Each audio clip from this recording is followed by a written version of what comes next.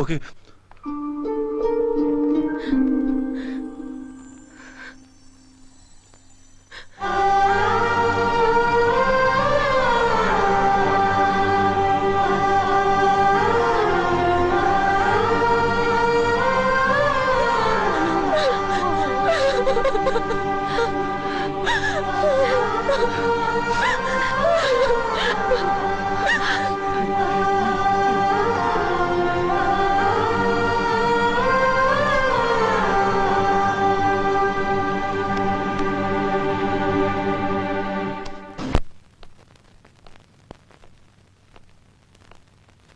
অনু, আজ আমি নিশ্চিন্ত হলাম।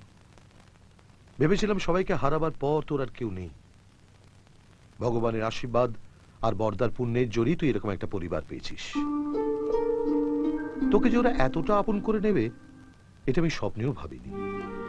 আমি দেখতে চাই যে তুই বরাবরের মতো এদের সঙ্গে আছিস। আজ যদি বর্দা বেঁচে থাকতো তাহলে তোকে এরকম ঘরেই পাঠাতো, যেখানে আমাদের অনু অনেক অনেক ভালোবাসা পাবে। অনু,